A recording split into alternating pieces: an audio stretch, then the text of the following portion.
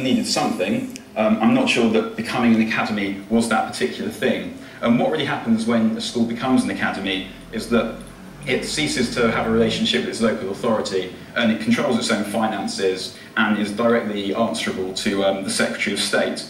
But I think that it's easy to lose sight of what's really important, and I think the single crucial issue with schools is quality of teaching. And people talk a lot about facilities and that kind of thing, but essentially an idiot with an interactive whiteboard is still an idiot, whereas what you really need is teachers to be able to teach well. And certainly in the school that I worked in, you would have the same pupils would be well behaved in one class because the teacher was good, and behave like lunatics in another class because the teacher was not good. So I think that there are two ways of improving that. One is existing teachers and the way that you enable them to improve themselves, because like I think a lot of public sector jobs, it's essentially a gravy train that doesn't contain that much gravy, but once you're on it, you don't really get removed from it. So it's essential that they train teachers to become better and also get rid of those who aren't any good. And the other thing is attracting better quality of teachers in the first place. And I'm not quite sure how you'd go about doing that, but one way you definitely don't go about doing that is by cutting teachers' salaries. Ooh, he's not backwards in coming forwards, is he, Charlie? Yeah. Well, I agree with a lot of what Dan's saying there, really. I mean, I remember when my kids went to primary school, first of all, back in the mid-90s, and you struggled to find teachers. That there was stuff full of Kiwis, New Zealanders, lovely people, but that's a reflection that there weren't enough good teachers. So I think the money that's gone into education has definitely helped raise the quality of what's on offer.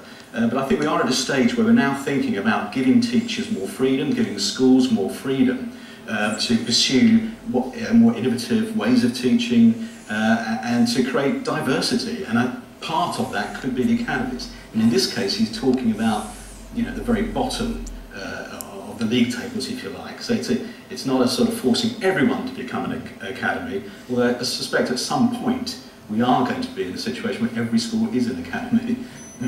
Gents, we're just going to leave it there just for the time being, just to have a quick look at some of the latest video, which has just reached us of that situation in Netanya in Israel. It's the latest pictures we have of this explosion. We believe now it was a gas explosion. It's killed 3 people, according to the latest figures, injured more than 200.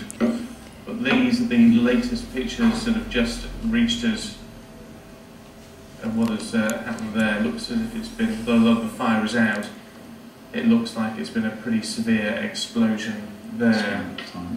And just to tell you a little bit about some other breaking news, you mentioned Dominique Strauss-Kahn a little bit earlier on, the former head of the IMF. The US prosecutors have released some transcripts of phone calls made shortly after or around the time of Dominique Strauss-Kahn's arrest.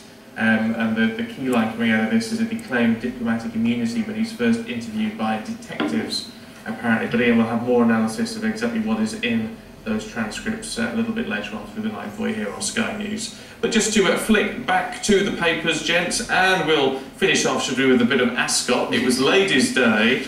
Of course, that hasn't stopped those few people having a little bit too much to drink, Charlie, and all this, and showing themselves up, frankly. It's a wonderful English story, isn't it? It's Royal Ascot, and yet it's also a drunken brawl. But what I like about the way that the Express has told this story is the sumptuous quotes they've got in here, where somebody says all the men were friends, it looked like they arrived together, it looked as if they were having a lovely time, but they had been drinking. Then suddenly punches were being thrown and the girls were laughing. I heard one say, "Oh, are they fighting over me?"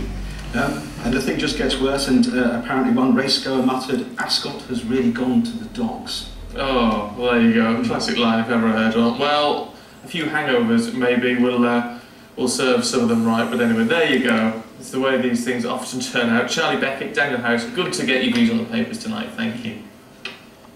As the fog hangs warily over London,